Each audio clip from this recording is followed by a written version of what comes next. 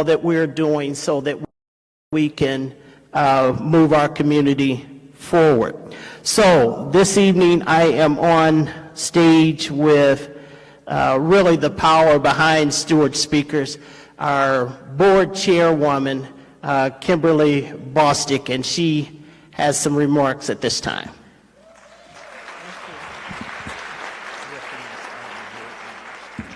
Good evening. This is a beautiful crowd. First of all, I would like to recognize all of our Steward Speakers board members that are out here working. If you guys would just wave your hand. Lori, Tracy, I see you guys in the back. Tamara, thank you so much. Thank you for all that you do. This is our second job, right, guys? I'd like to take this time to just say thank you. Thank you to you. Thank you to our sponsors. Thank you for our title sponsor, IUPUI, who, without you, this would not be possible. We really appreciate you taking a leadership in our community and choosing to put diversity first in your work. So thank you, IUPUI.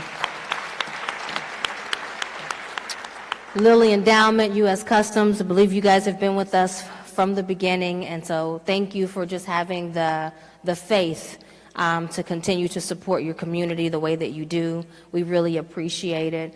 But most importantly, thank you for you who continue to come, the audience, those that engage in the conversation. We want to continue the conversation beyond just having an event, but you continue to do the work day after day. We see you, we thank you, and this is an opportunity. Hopefully you see that this is something that we heard, what you said, we listened to your feedback, and today we'll have the opportunity to really hear from some of our leaders that are here in the community. So I hope you appreciate this. This is a special event tonight. Thank you. Thank you, Kimberly. At this time, we would like to ask James Taylor, Director of Students for the Metropolitan School District of Warren Township, to come to the podium, and that Richard Bray would also stand on deck. Thank you. Thank you. Thank you, Brother Stewart. I have a guest with me today, Brother Stewart. I don't think you knew that our superintendent was coming, but welcome to the pride of the East Side. Let me say that again. Ladies and gentlemen, boys and girls, welcome to the pride of the East Side. We are so excited to have all of you beautiful people in the house with us. We've waited a long time to re-engage with Stewart speakers, the 2020 Town Hall panel discussion on politics, economics, culture, and religion, moderated by my frat brother, Mr. Roland Martin. We were the first school district, I'm going to claim that, Matt, we were one of the first school districts to partner with Stewart speakers over 28 years ago. And like I said, we are proud to re-engage and to commit to the services that they bring to our community. So before I turn it over to my superintendent, he knows I make him wait sometimes while I speak because I got some things I got to say. I promised my wife I wouldn't do this, but I'm going to take the opportunity. I see some Ben Davis giants in the house. Ben Davis, make some noise. Ben Davis, young men, make some noise, Ben Davis. All right, y'all don't want to clap. So this is what we do at Warren. You know us for our athletic prowess, football, basketball, track. But did you know that in 2019 already, within the last 3 months, we were recognized as the best communities for music education for the 4th consecutive year? We had a Science Olympiad national qualifier be selected to attend Cornell University. Did you know we had 7 of our elementary and high school robotic qualified for the national finals? Did you know that our Nanoline engineering design teams from our nationally acclaimed Walker Career Center qualified to advance to the nationals also? In addition to that, our Finance Academy senior accounting team won the Accounting for the Futures case competition at PricewaterhouseCoopers.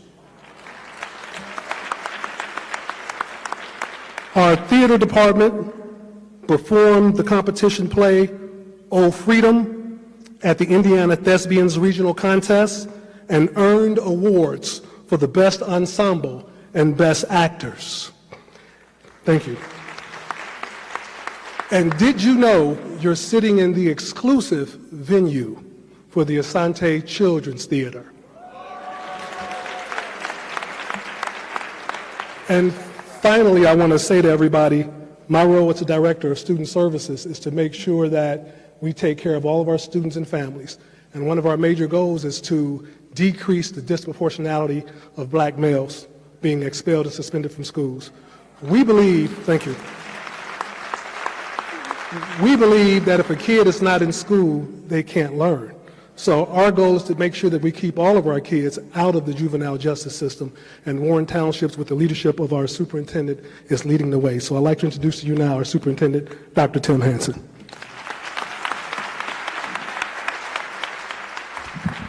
Thank you, James. I remember the conversation we had to make all this happen, and we are so honored to have you here in Warren Township. When you're in Warren, your family, so welcome to the family. I do want to recognize one of our board members, Gloria Williams, if you could please stand. She serves on our Warren Township board.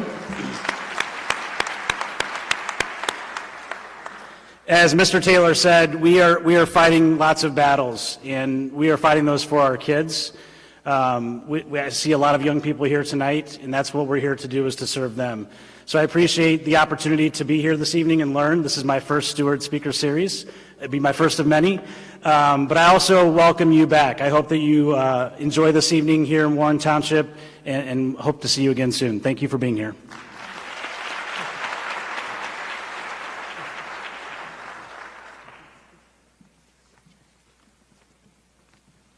I just want to let y'all know, y'all look good.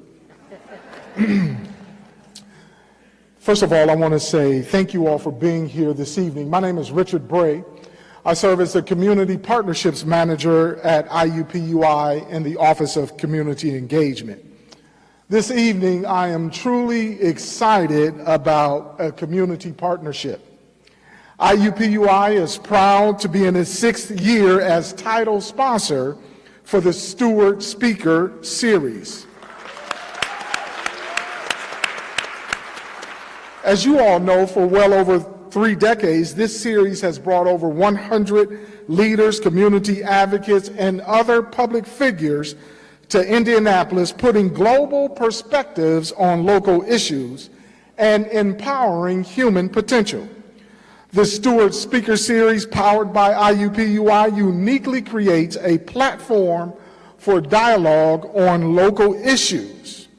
But as festive as the occasion is, I'm on the wrong page. Y'all know how it goes. You gotta stick to the script.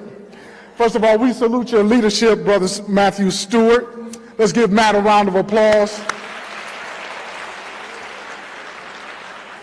Our Chancellor, Nasser Pedar, was unable to attend tonight because he had a scheduling conflict. But by our commitment is demonstrated by both financial and vision and leadership that says that this collaboration matters, not only for IUPUI, but Central Indiana as a whole. Dr. Pedar consistently reaffirms the university commitment to diversity. It is a value that undergirds the Indianapolis campus. The story of IUPUI is all about opening doors of opportunity for all students. Did you know that IUPUI educates about 90% of our students come right here from the state of Indiana? And I would wager a small bet that every person in this room either has a connection to IUPUI through a friend, a relative, or maybe you even attended yourself. Woo-woo! IUPUI is a part of the fabric of community. We are focused on student success and graduation. This is especially important for students of color. Right now, the fact is that over a quarter of our student body is comprised of students of color is good, but it's not quite good enough. Chancellor Pedar says the full mission will not be accomplished until IUPUI can become a minority institution, and everything needed to make that happen is being aggressively pursued.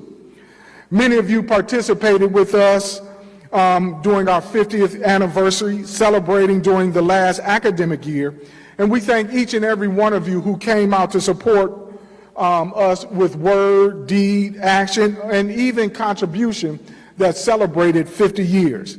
But as festive as the occasion was, we are looking forward to even more in the future. IUPUI collaborations are extensive throughout Indianapolis and growing every day. One of particular mention, as I conclude, is the partnership with the historic Madam C.J. Walker that created a $15 million grant from the Lilly Foundation to for a renovation project, to not only restore the character of this one-of-a-kind edifice, but to update the technology and secure the structure, assuring that the Walker will continue to thrive into the new millennium. In conclusion, we welcome the distinctive panelists assembled today who will share their intellect, expertise, and energy with those of you forward-thinking enough to come out and engage in this critical conversation. Thank you for advancing thought and possibilities right here in Indianapolis, and I love you today and forevermore, and there ain't nothing you can do about it.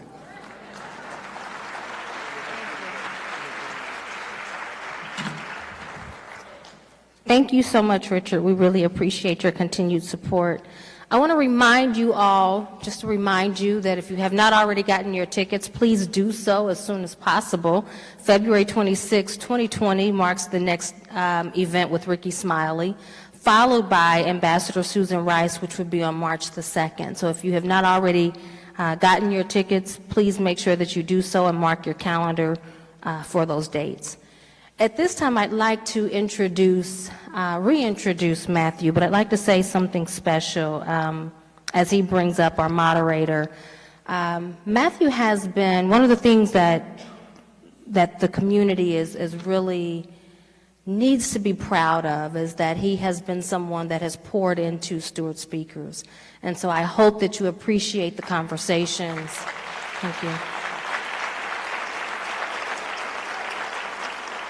I hope that you appreciate the conversations that come from today, and I would pledge, and actually I would ask you to join me as we don't stop here. Don't allow the conversation to stop here. So get your pens out, get your phones, make sure you're ready to take notes, because this is going to be a very powerful discussion, and I hope that you will take this charge and go on to continue to do the work. Thank you.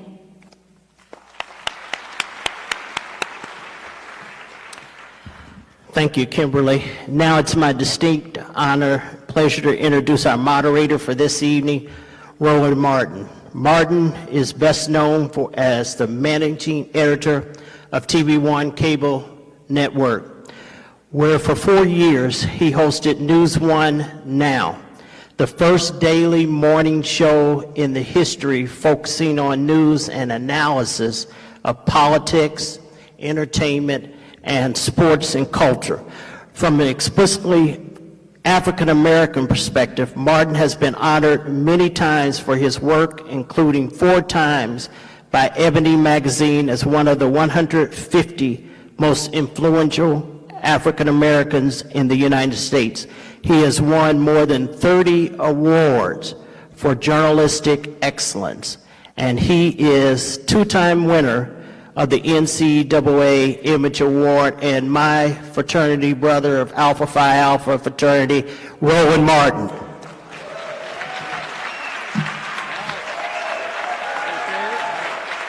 Appreciate it, baby. All right. How we doing? All right, glad to be here, glad to see all of you here, glad to be back. Of course, I moderated this last year and was a previous keynote speaker, and so always good to be back here in Indianapolis. I have to correct Matthew for one thing. I'm a 4-time NAACP Image Award winner. Just saying, don't short a brother my Image Awards. Glad to be here for our conversation. We're going to do some changes here. They got seats. I don't sit down, so I'm moving this. And I'll move this here. Also, we are live streaming this on the Roland Martin Unfiltered platform. Last year when I was here, I talked about we were launching this in the last year. Thanks to so many of you, we did 100.7 million views, 345 million minutes watched, and added 240,000 subscribers to our YouTube channel. And so it has been absolutely great, and it's been really interesting. Black folks come up to me saying, man, it'd be nice if you go on MSNBC or CNN. I'm like, no, I own my shit.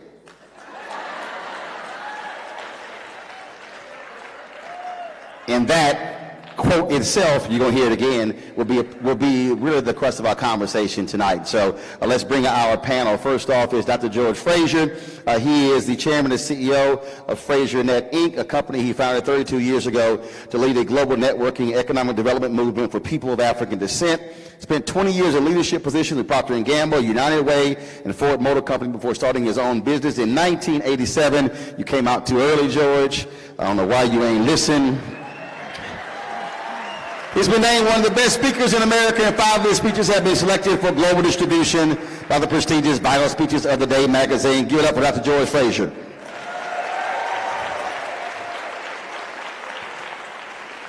Brother Nuri Muhammad is a highly requested motivational speaker, minister, author, and entrepreneur. He serves as minister of the state-of-the-art facility in Indianapolis that houses Mosque number 74 and Muhammad University of Islam.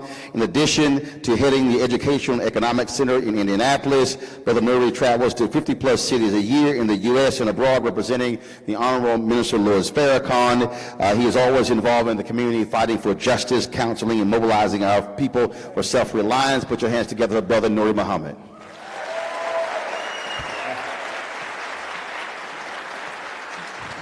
right.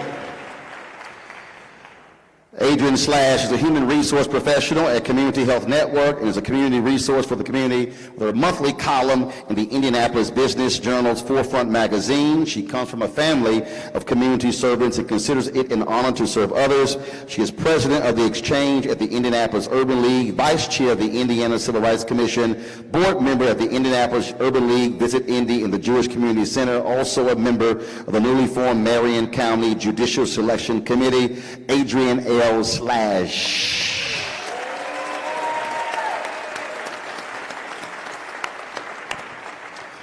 Lauren Simmons made history when at 23 years old she became the youngest female full-time female equity trader working on the floor at the New York Stock Exchange. She's just the second African-American woman on the trading floor in the financial institution's 226-year history. Her story has been featured on ABC, CNBC, CNN, and Fox, to name a few. The living fearless girl, Simmons has visited several countries sharing her story. The brand has been recognized by Hollywood as AGC Studio. Will be doing a film based on her life where she will be the executive producer. The film will star Kiersey Clemens, who will portray Simmons in the movie. Put your hands together for Lauren Simmons.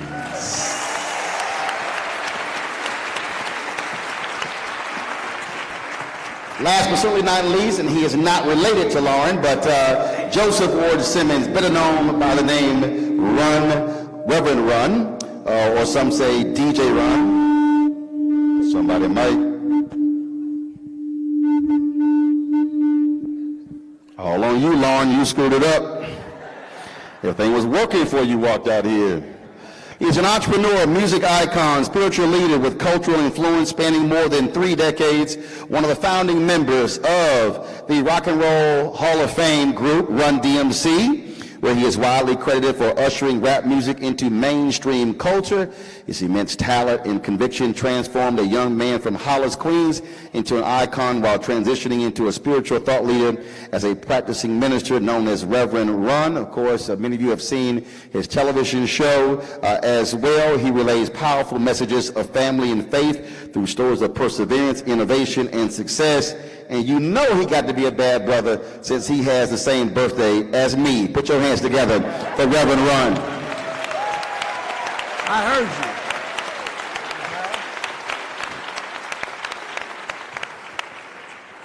All right. Just so y'all know as well, let's see, right now it's 7:52. At 8:08, Game 6 of the World Series starts. My Houston Astros will be beating the Nationals tonight. That's why I wore the blue and orange African outfit. And just in case y'all think I was joking, that's why I got my Astros socks on. That's how we represent. So if any Nationals fans, y'all might as well go in. Y'all Nationals fans, it done beat y'all 3 straight games. Just took y'all's spirit. Y'all just depressed. Went to the airport today. They were all hyped last week when they beat us the first 2 games. They were talking mad trash. They had rosary beads out when I went to the airport this morning. All right, so when we had this conversation last year, what typically happens is we cover a broad array of topics. We talk about politics, we talk about culture, religion, you heard all before, but I'm going to narrow this down to focus on economics. Those other issues will still be a part of this, but I want to keep the attention focused on economics. 52 years ago, when Dr. King wrote his book, Chaos of Community, Where Do We Go From Here? he talked about a lot of that book, economics. That book should be owned by every single person in this room. It is, out of all the books he's written, the most definitive work that speaks to what we should have been doing in the previous 52 years and where we are now. I'm going to put this out to the panel. Anyone can jump in. We don't have those sprinkler head conversations. Feel free to jump in, share your thoughts whatsoever. If you get too long-winded and you see me stepping this way, that means I'm trying to get you to be quiet. But we want to have a really robust conversation. And I'll start this way. Whenever we talk about issues in Black America, our natural inclination is to deal with money way down the line. We talk about, if you ask Black folks, what are the top 5 issues? I guarantee you, and look at the studies, criminal justice reform will be number 1. They'll say mass incarceration. They'll say police brutality. They'll say education. Then they might get to money when, in every other community, economics precedes everything else. How do we get Black folks to understand that if you do not deal with the money, you cannot confront the other stuff?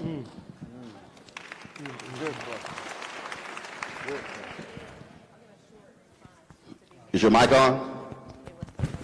All right, you got it? Am I on? You got it? All right, cool. Awesome.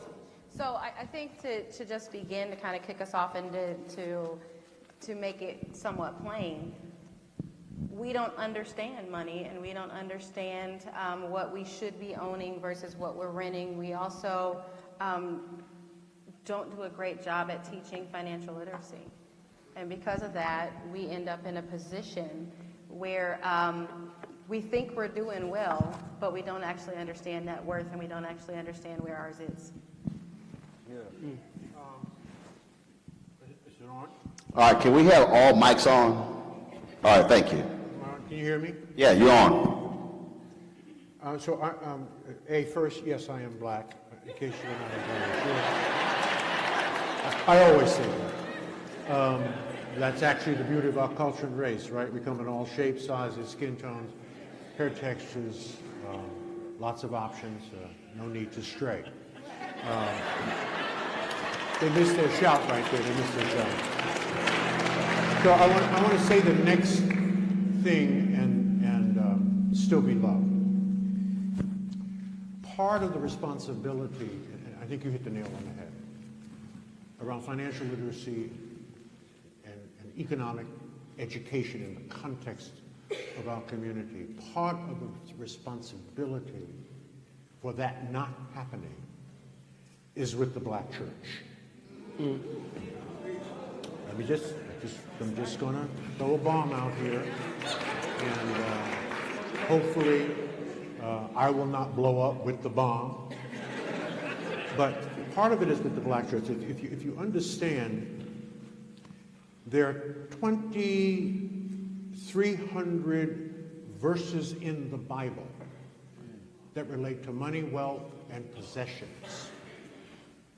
Jesus spoke 31,442 words quoted in the Bible. 15% of those words spoken by Jesus was related to money, wealth, and possessions. 11 of Jesus' 49 parables, the greatest stories ever told, are related to money, wealth, and possessions. It is all up in the Bible. My favorite quote out of the Bible is Proverbs 13:22. A good man leaves an inheritance to his children's children. That's in the Bible. We are the most morally grounded, spiritually rooted people on the planet. We are God's first people. That's right. We are outside of our own spiritual teachings. Front page USA Today, about a year ago, on African-American baby boomers and their money. I hope you saw this. Fortunately, the headline on this article was below the fold. And I'll give you the closing of the article. African Americans will be the first generation of Africans in America to raise another generation of Africans in America that will not do better than them. So in the 400-year history of our people in this country, we are the only generation to raise another generation that will be worse off. We need our behinds kicked. Our ancestors must be rolling over in their graves. I believe that financial literacy and financial education must be a core training initiative out of our faith-based community. That is the most respected, the most trusted, the most loved, the most participated institution in the context of our culture. It must begin there, and there's plenty of stuff in the Bible to work with. Come on. Right. Brother Roland. You can comment on that, but I'm going to push back on that, and I want you to weigh in on that, because first and foremost, the responsibility of the church is to save souls. We cannot let households off the hook when it comes to teaching money. We cannot let parents off the hook who don't have conversations with their children about debt, who don't have conversations with their kids about savings. I think we often use the church as the focus of everything, when in fact it really speaks to, I think, what is also cultural and also historical. In coming out of slavery, the Freedmen's Bank was set up. The Freedmen's Bank was instituted for the purpose of teaching, providing financial literacy to African Americans. Lincoln was killed 2 months after the Freedmen's Bank was established. If you saw Skip Gates' documentary on Reconstruction, you had modern day dollars of $1.3 billion worth of money from freed slaves that was essentially abused and stolen, and unlike the bailout, that money was not paid back. And so black folks have saved and have invested, but if you also look at our history, when we've economically gone up, we've gotten pulled back. Part of the stat you talked about was because of the home foreclosure crisis, and we lost 53% of all wealth as a result of that.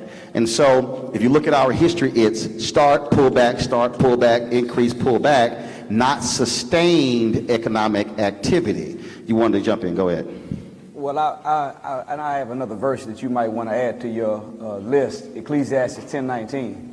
A feast is made for laughter, and wine maketh one merry, but money answereth all things. Amen. Amen. We, brothers and sisters, we brought in $1.3 trillion last year. Out of 262 nations on the earth, that makes the black man and woman of America the 8th richest nation on the planet. We brought in $700 billion more than Mexico, $500 billion more than Spain. Yet Spain has a 208,000 square mile landmass, and they're maintaining an independent nation for 46 million people. Mexico has 130 million people and 761,600 square miles of land, and they're maintaining their selves with less than what we have. Our problem is not that we don't have the dollars, we just don't have the sense to go with the dollars. That's our problem. We blame the white man for 95% of our problems, but still spend 97% of our money with them. We've become the leaders in unnecessary spending. What is unnecessary spending? It's buying stuff you don't need with money that you don't have. Come on. From people that you don't like, right, to impress people that you don't even know. So we have to renegotiate. Our brains have been hardwired to connect happiness to spending. We have to disconnect happiness in the brain from spending and connect it to investing and saving. Come on. And if we do that, whether it's in church, whether it's in the home, wherever we learn it, it doesn't matter where we learn it. If we rehardwire our brain and connect investing and spending to happiness, or investing and saving to happiness instead of spending, we're going to see ourselves back on top again, a rich nation like we're supposed to be, providing good services and products for ourselves. Amen. I'll just come in as the rapper and just say money is the key to end all your woes. Your ups, your downs, your highs, and your lows.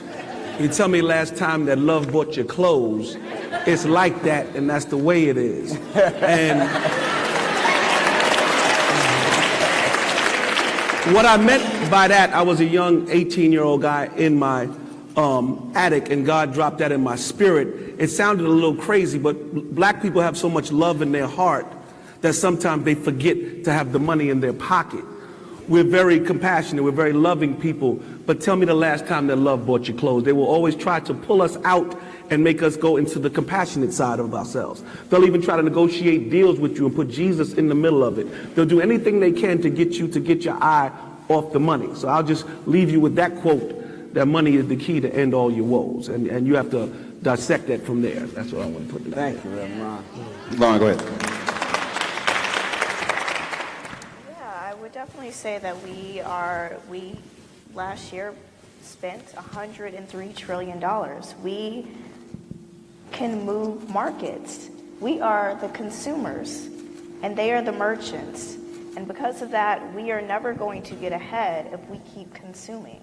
And from a woman on Wall Street, it's disappointing.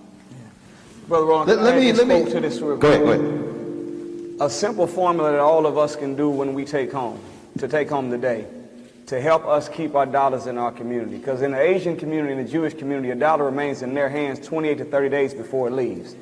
Among the Hispanics, it lasts for 14 days. But in our community, our dollar only stays in our community 3 to 6 hours. Wow. I don't know if y'all, that means that if a Negro got a direct deposit on Friday morning, before we got off of work, the enemy already had our money back again. Wow. The principle I want to put in the atmosphere is this. Shop with your brother before you shop with another. Shop with your brother before you shop with another. Find whatever good product or service that you want. Find a black business in the immediate environment that you live in that can supply that. Be willing to drive a little bit farther and pay a little bit more, but shop with your brother before you shop with another. And if you can't find one in your local area, go online and find you a black business that you can support, that we can keep our dollars in our hands, because the longer the dollar stays, we are able to exchange it. I give you the dollar when you need it, you give it to them when they need it, and it comes back to me when I need it, and we're able to do a lot with a little. That's mathematics. Understand that point. The only issue is that when it relates to that issue, in terms of what it circulates, that has often been talked about. I have yet to see the actual data that proves it.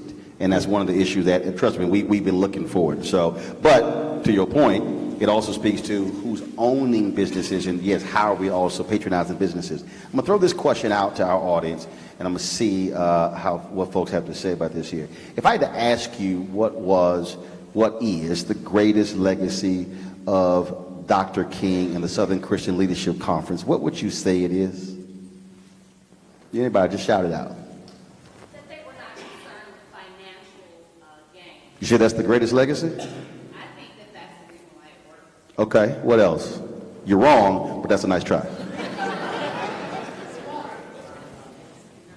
Anybody? Nonviolence? What else? Voting rights. Voting rights? No. We're in the working poor people? No. The greatest legacy of Dr. King was Operation Breadbasket. Reverend Leon Sullivan had the idea of Operation Breadbasket. Went to Dr. King. Dr. King said, come present to the Southern Christian Leadership Conference. Dr. King said, we're going to adopt Operation Breadbasket. And then they did so. Put Reverend Jackson in charge of Operation Breadbasket. And what happened to Operation Breadbasket? This was about economics. Martin Depp was one of the ministers who was involved in it. This is an unbelievable, phenomenal book. If you want to understand the greatest legacy Dr. King left us, was Operation Breadbasket.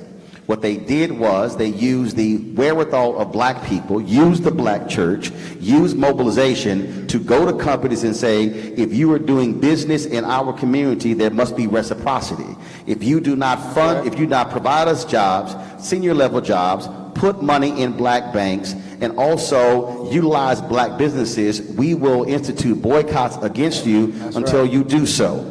Go look at his speech that he gave in 1967 to the Southern Christian Leadership Conference in August of 67, called Where Do We Go From Here? He talked about the boycotts against seal test milk that took place in Cleveland. That's right. So if you want to talk about that, what he did was, it was so powerful that the grocery stores that carry seal test milk, they made them remove their milk from the shelves, and the guy who owned the largest grocery store in all of Ohio said, seal test, unless you work with them, I will take your products off all of my shelves.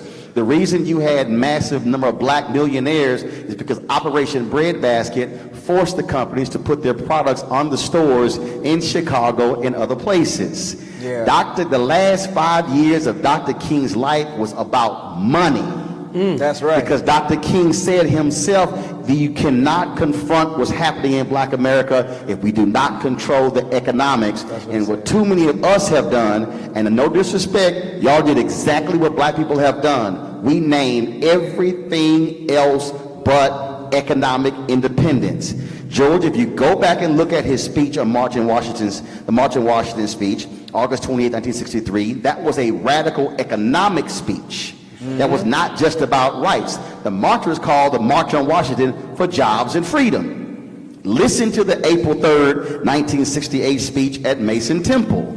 In that speech, he talked about economic reciprocity. Yeah. He said, boycott Coca-Cola, boycott Seal Test, boycott the baking company. He even said in the speech, put money in black banks. He laid out an economic agenda. The problem is, too many of us have not heard or read that 43-minute, 16-second speech. Too many of us have gotten caught up in the hoop part of the I've been to the mountaintop, and we ignored what he said about what you should do before you go to the mountaintop. That's right. Good teaching, man. Actual fact. Can I comment on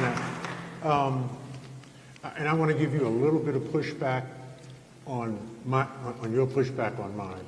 And so again, I want to say these things and still be loved. To be black and beautiful in this world means nothing unless you're black and powerful. We cannot be black and proud and niggers too. White folks are planning for 3 generations, and we're planning for Saturday night. Okay? Economics must become the new black power.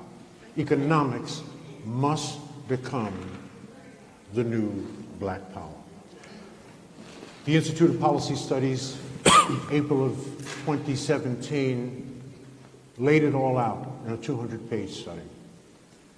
And it said, and I've been talking about this for 2 years because nobody else read the damn report, it's now popular, it's a popular phrase extracted from that report, but it was written 2 years ago. And the phrase is, by 2053, if nothing changes among African Americans, we will have zero median wealth. We will have no wealth. White households will have about $247,000 worth of wealth. We will have zero wealth. In other words, we will have worked our way into a second slavery. We have got, we really have to think about it. We've got about 33 years to get our acts together. Now, let me break some news to you in case no one has told you. I'm going to tell you, so now you won't be able to leave here and say no one told you. I'm going to tell you. White people will not be saving black people. White people are not even thinking about black people. Do you know who white people are thinking about? White people. They're thinking about their husbands, their wives, their schools, their businesses, their neighborhoods. They're not thinking about you. Asians ain't thinking about us. They're thinking about Asians. In fact, Asians have solved their own unemployment problem opening small Asian restaurants in black neighborhoods. In fact, if you go into an Asian restaurant and there are 4 brothers waiting on you, leave. That is not a real Asian restaurant. Because Asians don't employ black people. They employ Asian people, right? So the goal here, brothers and sisters, is to win here, not to look like we're winning. I would rather carry a plastic bag with $5,000 in it than to carry a $5,000 Louis Vuitton bag with $100 in it. You're winning, but your ass ain't winning. All right? Louis is winning. You ain't winning. And that's a mindset, right? That's a mindset. And people say our children are our future. That is wrong. The children are not our future. The children are our present. And if we don't give our children what they need in the present, we will have no future. We got it backwards.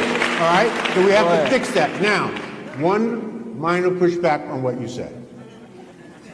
In case no one has told you, there are only 15 million Jews in the entire world. Only 15 million of them.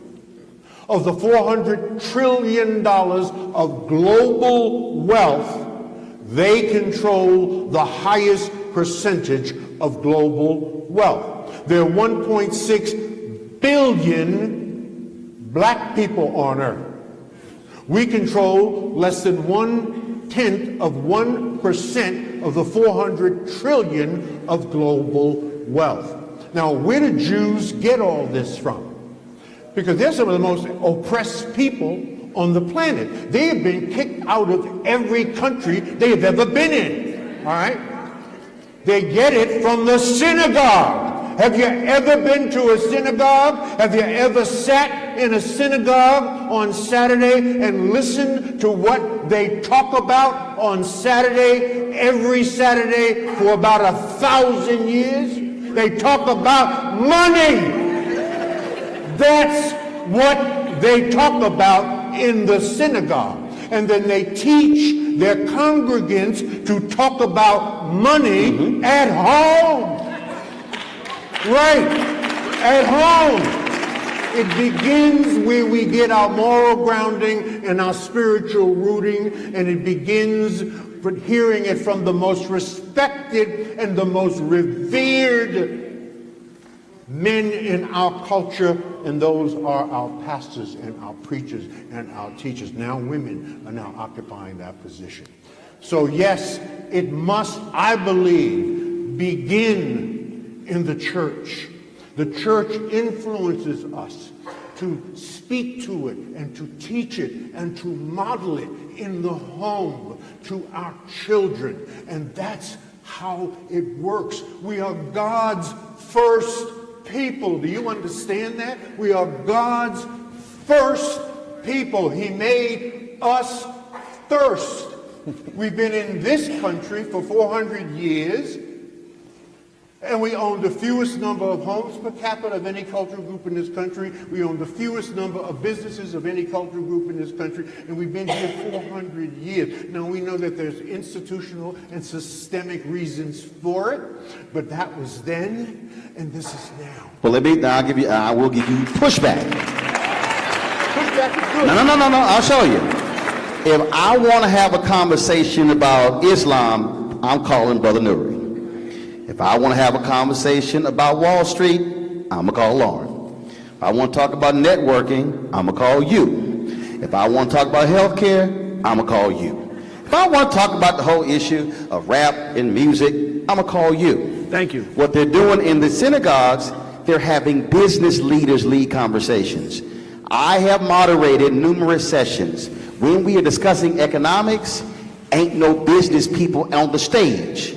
There are civil rights people, there are preachers, but there's nobody with P&L responsibility. So you can't talk about business unless you have business people on stage. We have it reversed. We have political leaders, activists, leading economic conversations, and they ain't never met a payroll.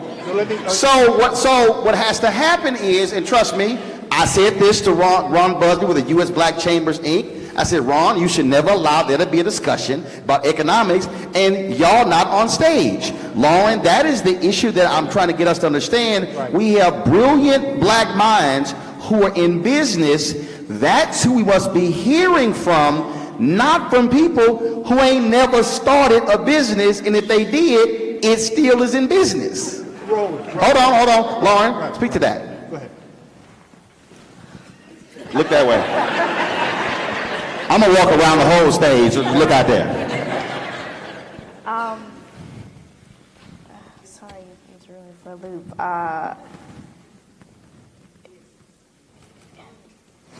We need business people talking about business.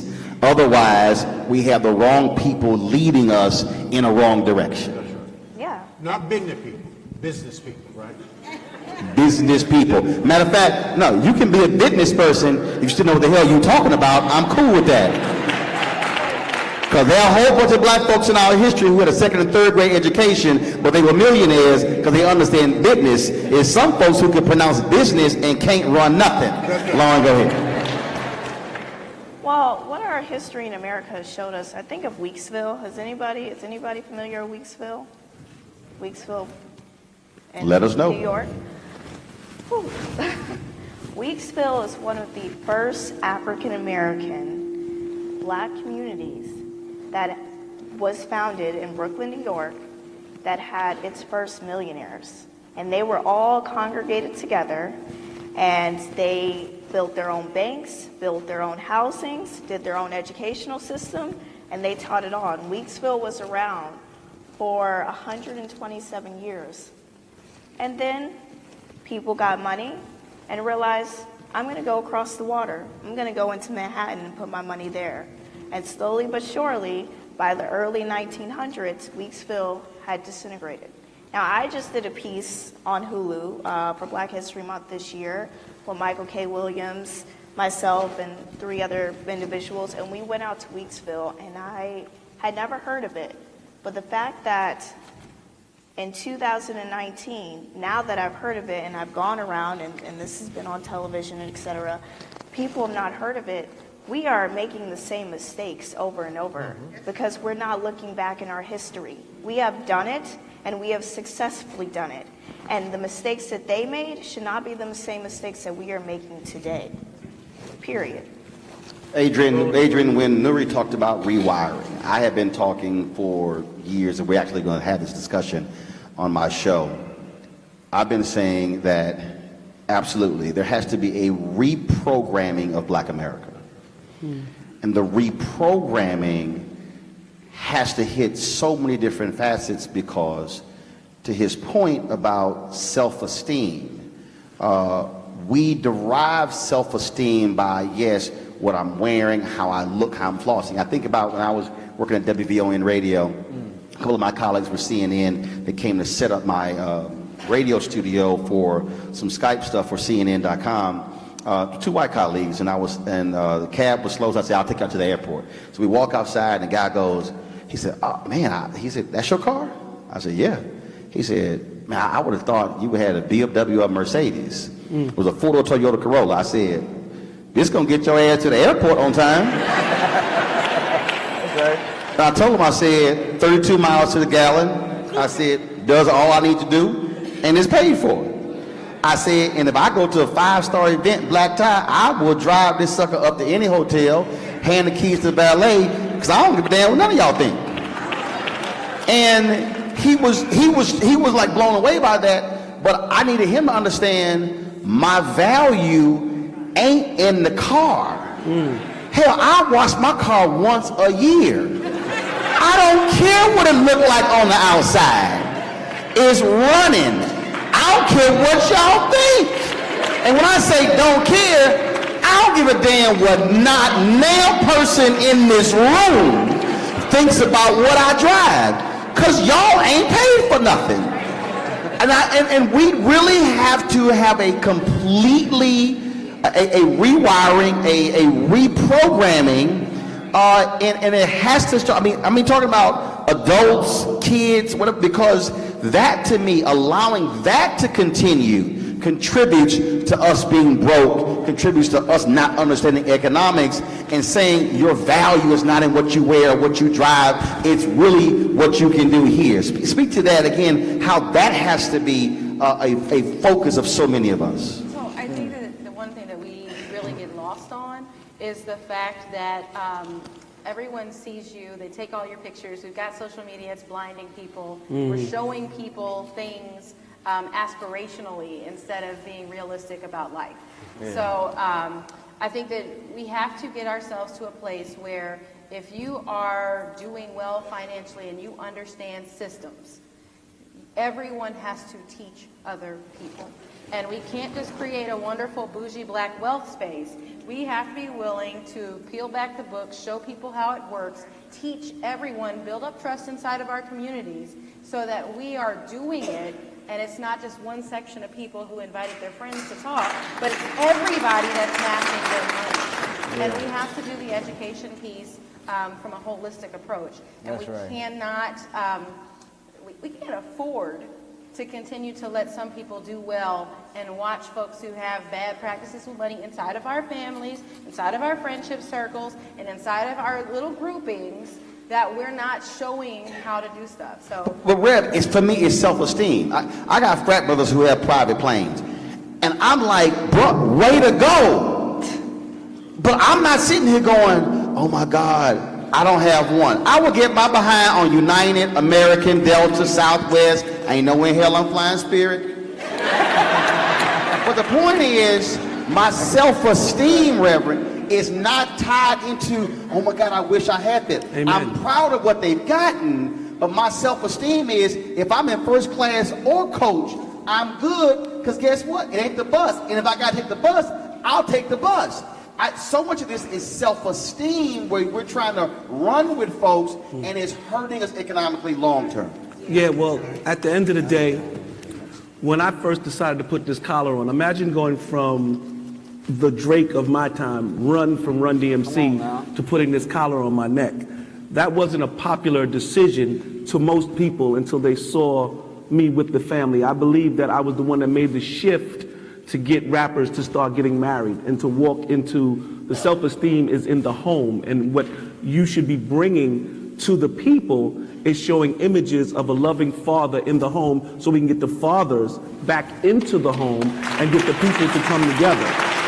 So for me, making a decision to go from Run to Reverend Run seemed very crazy to everyone that was around me, because when I started to do it, at that point, gangster rap was the biggest thing. And people thought I was crazy. I'd come onto the red carpets and they'd say, oh, is this your Halloween outfit? I went through much ridicule until Run's House hit MTV. And when that happened, I saw the shift. I remember being with Jay-Z one day, and he was doing a charity event for us at Madison Square Garden. And he saw me just sitting back with my Reverend collar on and my suit.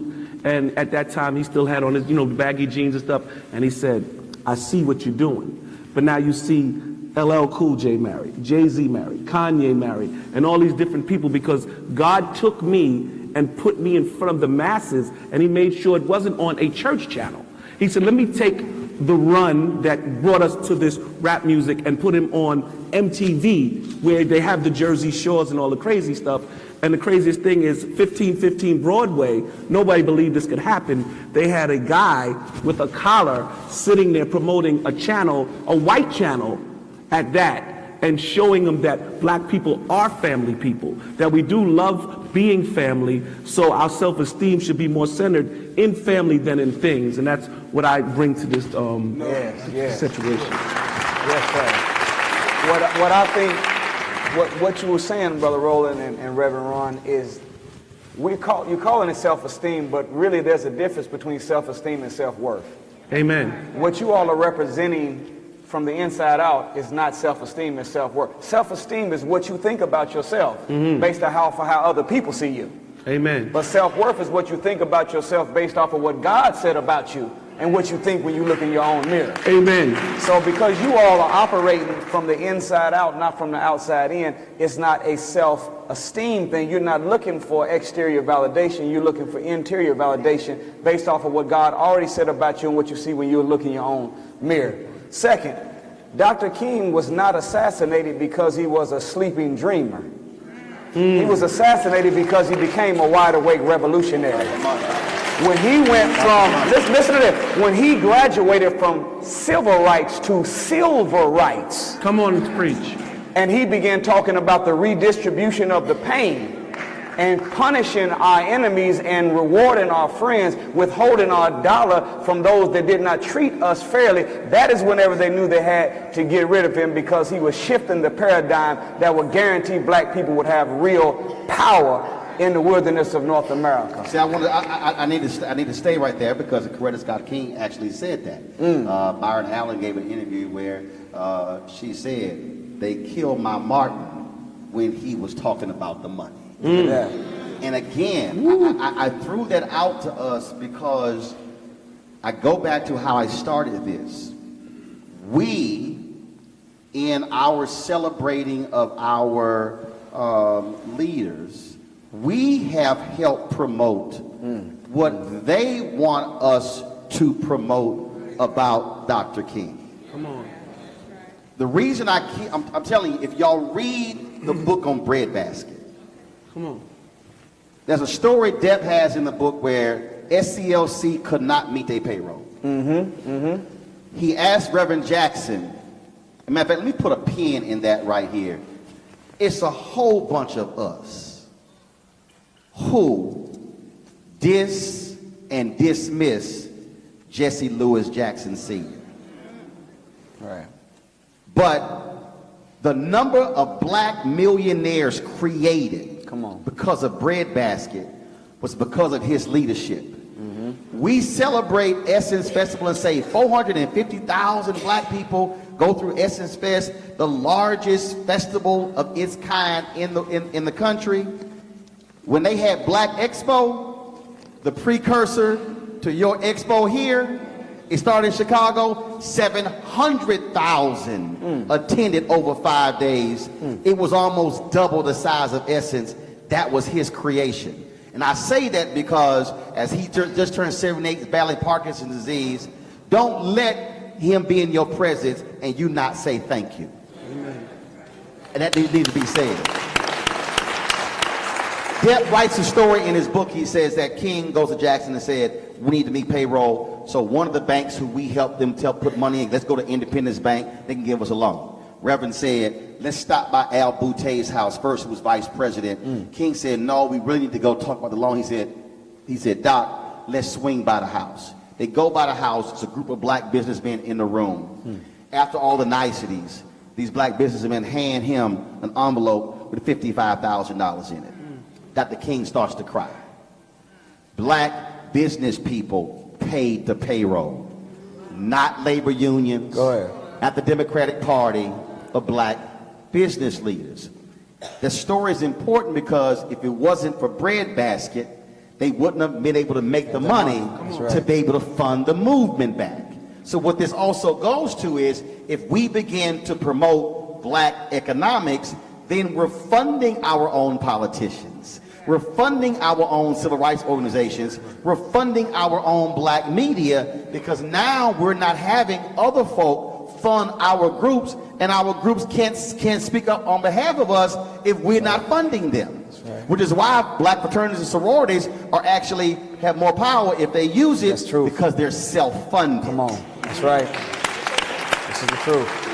So from your perspective and how you have been working with folks, let's talk about, again, the value of being able to self-fund. That's changed music in a huge way, Reverend Roland. Yes, it did. And then come to George.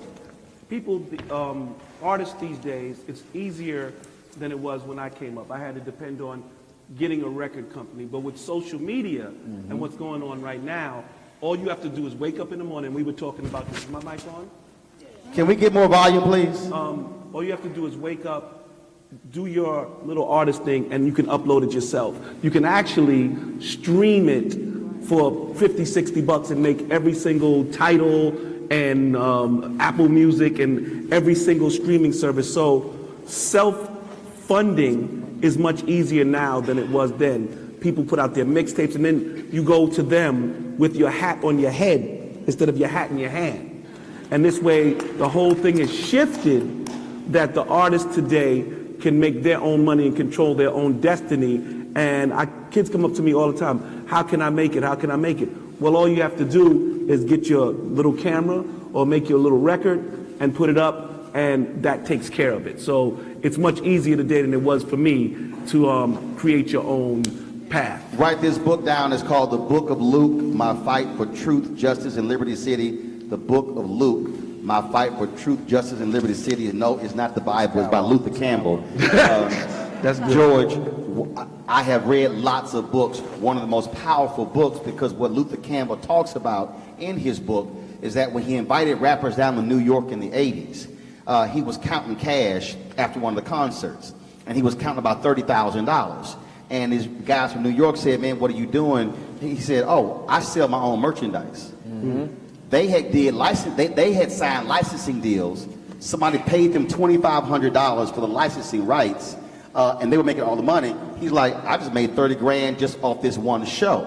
Mm. He said that what Jay-Z and Diddy and 50 Cent, they are the 2.0 version of what he was doing, because they saw that, and the deals they're now done with Vitamin Water, Ciroc, all those sort of deals, they have become multimillionaires because they saw what guys like what he was doing. And again, but it's understanding the economics and how black folks can fund it, the idea of self-funding, and you're not actually begging somebody else and giving away, in essence, our natural resources where somebody else gets wealthy. That's right. Yeah. And I want to address that from a sort of a different angle. That's a powerful thought. We were doing that. Civil rights was a double-edged sword. And before civil rights, not civil rights, but yeah, civil rights and voting rights and public access and all those things was a double-edged, integration was a double-edged sword. Because before integration, when America wouldn't feed us, bury us, allow us to shop with them, allow us to bank with them, allow us to save with them. We did all that stuff on our own. We self-funded all of that. We built some of the great Black Wall Streets, so much so that white folks were jealous and burned them down. So we understand how to do that, but we have fallen into a couple of really very bad-ass habits. We have some very bad-ass habits that we have to come to grips with. Number one bad-ass habit we have. Black people are addicted to instant gratification versus delayed gratification. We buy what we want first, not what we need. That's right. Now, we understand why we want to look like all of that. We understand that we have been an oppressed people for 400 years. And we are trying to make a statement that I am somebody, and so we go for the Nikes and the Louis and all of that stuff to say, look, I'm as good as you, right? So that's instant gratification. We have got to move towards delayed gratification. What people you're sitting up here on this stage are excellent examples of delayed gratification over time. They've paid the price, they've taken the risk, they've taken the bumps and turns and bruises and the obstacles that was in their way, and they ultimately are sitting on this stage. They have deferred more to delayed gratification than to instant gratification. Very bad habit. Second bad habit. This is huge. A.C. Nielsen came out with a major study last year, I hope you read it, on the television viewing habits by cultural group. Black people watch 40% more television than any people on the planet. We watch... No. Hold on, let me tell you what the study said. Don't give the 40%. Give the number of hours. That's where I was going. Let me finish. Let me give you some pushback. Hit the hours. We watch 72 hours of television a week. Black people watch 72, that's 10 hours of television a day. That's 72 hours of television a week. The equivalent of 2 weeks of work. All right. That's 10 hours of television, more than 10 hours of television a day. Any Negro that watches 10 hours of television a day needs their black ass kicked. That's what they do. Now, let me tell you why. There's a deeper reason. There's a deeper reason when you are consuming 10 hours of television. Go ahead. You are subject to 1,140 commercials. Do you know what they call stuff that they put on television? They call it programming. That means you are being programmed to be a consumption machine. That's why we are the consumption class. They are the merchant class. They make stuff. We buy stuff. They program us through 10 hours of consumption of television, 1,140 commercials a week. You have no choice. You have been programmed to consume. But hold up, George, you gotta add one more. Gotta add one more. It's what we're watching. But here's why. There are 8 black networks that target African Americans. That's right. TV One, I was there for 13 of its first 14 years. Right. Its sister network, Clio TV. BET Her, their second network.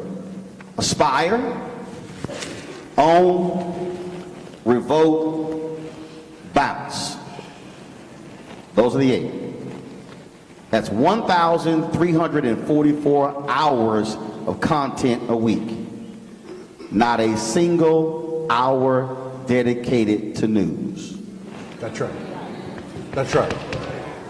That's right. So, what you're getting sitcoms, Come on. dramas, Reality shows, Right. award shows. Now, there's nothing wrong with certain entertainment or reality shows based upon what kind of show it is.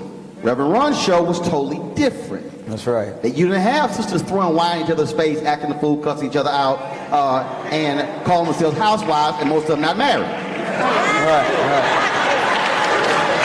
Go ahead. That's true. So it's not just how often we're watching. It's what we're also watching, which means, Lauren, we're not being fed the right information.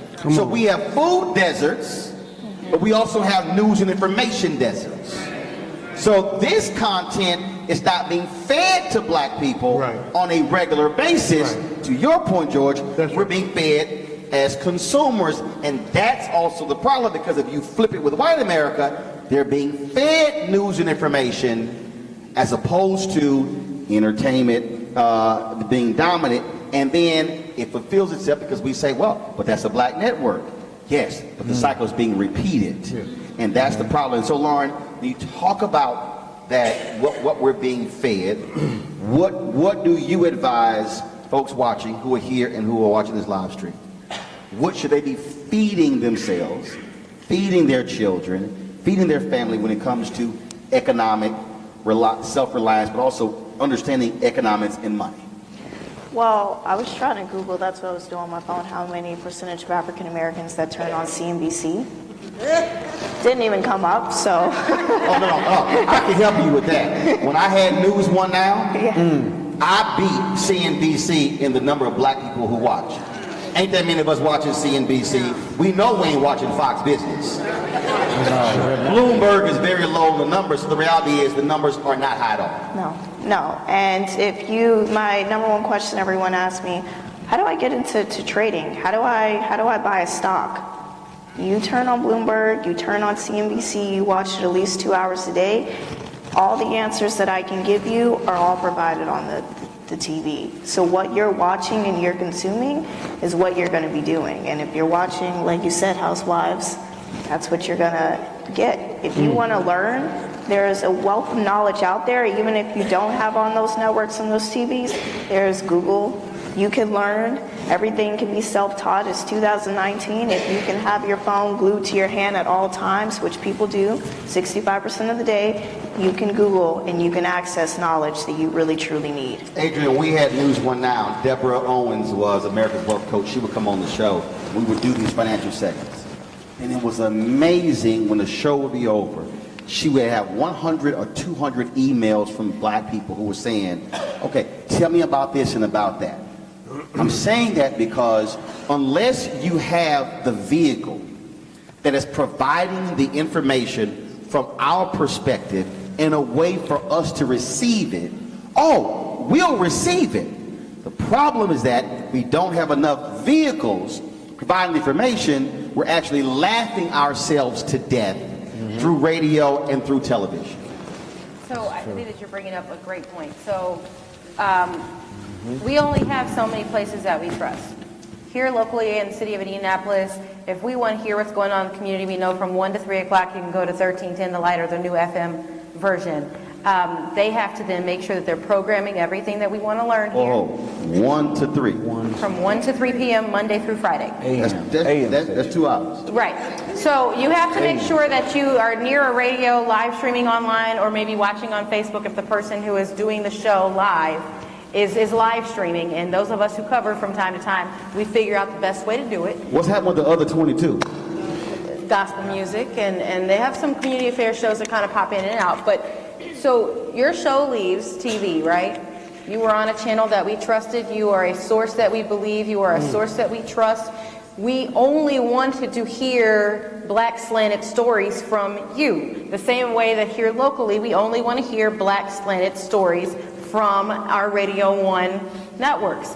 If we do not have people that we trust giving us news we can use, we can't guarantee that we trust any of it. Therefore, why should we even start trying to answer his questions or start learning the information that the Lord is giving us? We can't do it because we need to get things from sources that we trust and believe that aren't going to, pardon my French here, screw us over. Which why, Brother Nuri, we have to think differently about new technology. That's right. You mentioned the phone. There used to be a thing called the digital divide that still exists. What happened was black folks actually had mobile devices and not computers at home. When the economy changed to mobile devices, black folks were prime positioned. Because we said, I can't pay 2 bills. It's either a home phone or a cell phone. So we owe black people, according to the same Nielsen report on black consumer, we over-index on PDAs, smartphones, as well as pads. We over-index. We over-index on social media. Brother Nuri, the point is not that we over-index on social media or on those devices. It's what we're doing on the devices. That's right. We're playing games and reading entertainment on the very device that has the information that you're talking about, you're talking about, you're talking about, you're talking about, and we're walking around clueless saying, who's going to teach us, when it is sitting in their very hand. Well, this, Brother Roland, you're on point.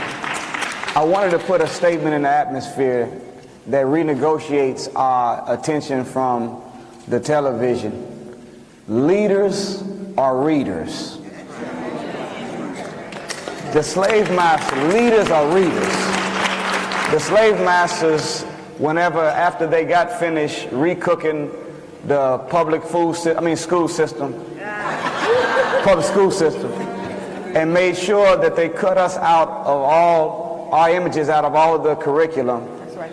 They have a saying now, the best place to hide something from a nigga is to put it in a book. So if you want to get the best stuff, you're not going to get it on television. You're going to get it out of a book.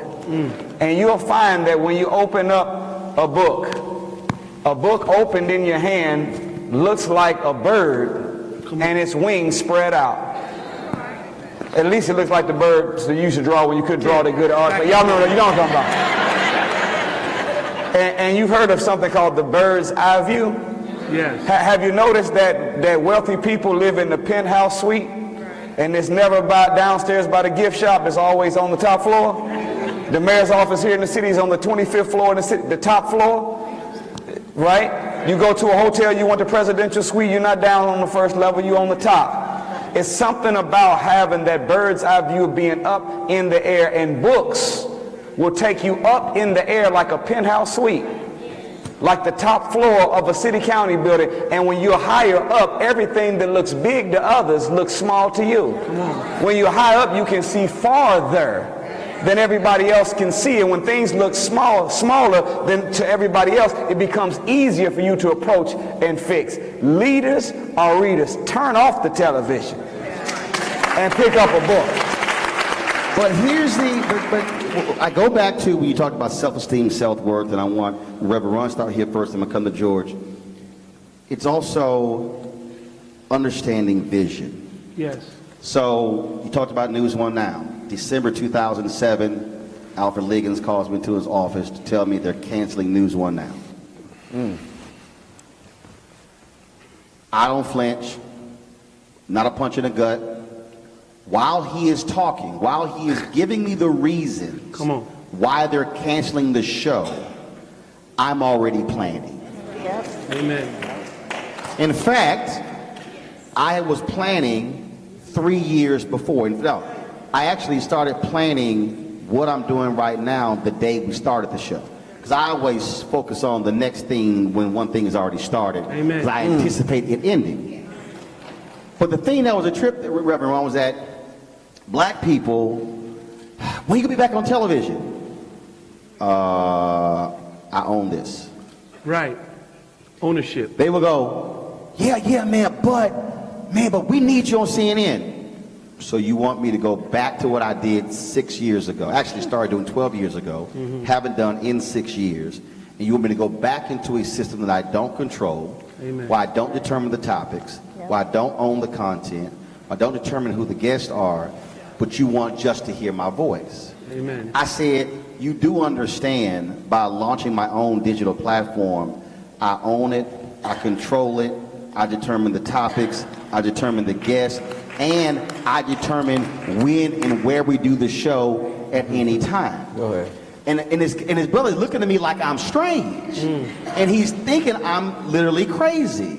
And I'm trying to get him to understand is that when I made CNN money, they told me, oh, well, you were on the rating spiked, but I got paid a small amount of what they were generating on advertising. Amen. The deals that I now cut, I talk to the advertiser directly. There is no middle person.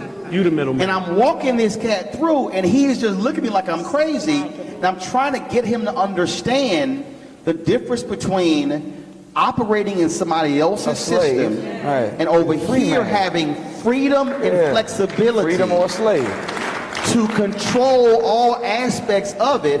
So again, tonight, if I was still working for CNN, they would not live stream this. They control what you do. But because that device I paid $12,000 for, I own it, I can stream it my damn self. And so I'm trying to get us to understand that. Speak from your perspective of, we're talking in the car, reality. When you made decisions and your business partners were saying, Ron, just shut up and sign the sheet of paper, but you had a different vision. Yeah, well, for me, I saw an open door. Reality television now isn't what it was when I was doing it. Reality television for me was a way to control my reality because it was truly reality. You don't know what you're looking at today. You'll look at something today, you don't know if it's scripted, even though they call it reality. For me, I was able to take reality television and give the reality to my people that I wanted them to see.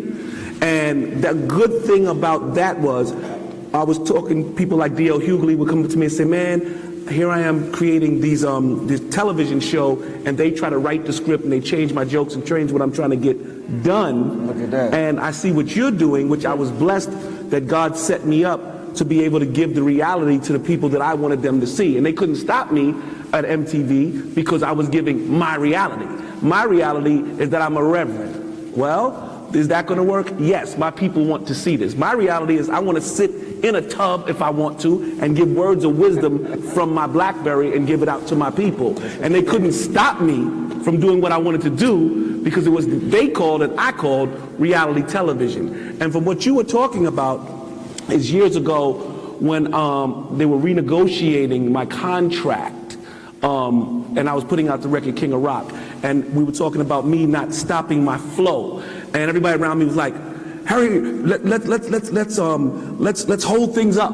Let's stop things and try to negotiate a bigger contract. And I sat in the middle of a floor and I bust out in tears and said, I'm not moving until y'all hurry up and sign this contract, which seemed dumb to everybody in the room, but they was only going to get an extra $100,000 or get extra $20,000 or whatever that might have been. But for me, I said, if I keep this momentum going, I can control what I'm doing, and in the long run, I'll make more money on the road than trying to fight this little record company who thinks they know what they're doing. And I ended up in the Rock and Roll Hall of Fame and all these great decorations that have come to me through making my decision to say, let's keep it going, let them them keep those pennies, and now I'm not in a deal, what they call a 360 deal, where they keep all my money if I hit the stage. Run DMC, we don't perform often, but when we do, it's the type of money that make your head spin, because I'm not stuck in a deal where they take all my money when I get on the stage. The kids these days are stuck in deals that they not only get their money taken from making the music, they get the money taken from them when they're on stage. So by me keeping the momentum going and signing the contract, and that contract being over now, I control my own masters, I control whatever I'm going to say out of my mouth is in my hands, and that's what we were talking about. George, Solutions. Let's talk about solutions. I'm going to hit you with this because I want you to answer this. Because again, it's seeing it differently. And it's just, sometimes I think it's about calming yourself and allowing the vision to go up.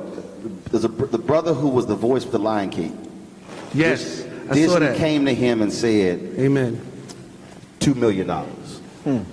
He was like, Jason Weaver, right? That's what his name was. Weaver. like, damn, I ain't never seen $2 million. Right.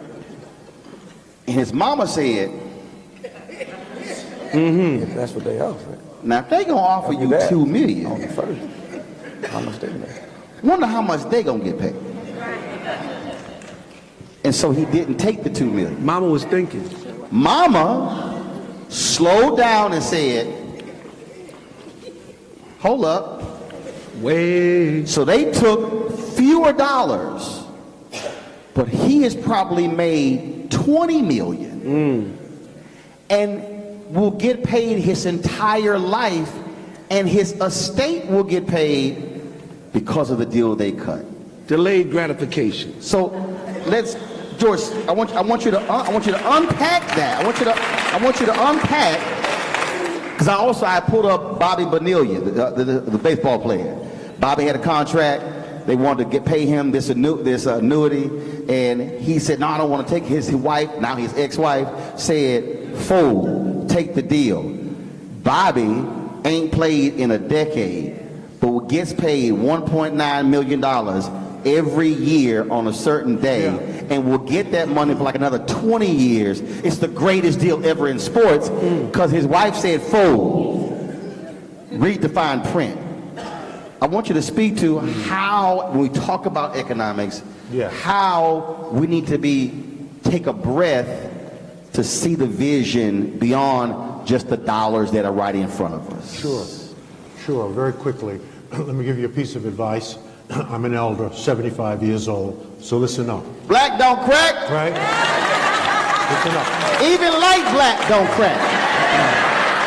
Hey, I learned it. So I They made say a beige decision. don't age. That's I made the a new line. decision, a very important decision. And I want you to make the same decision. No longer debate Negroes that Harriet Tubman would have shot.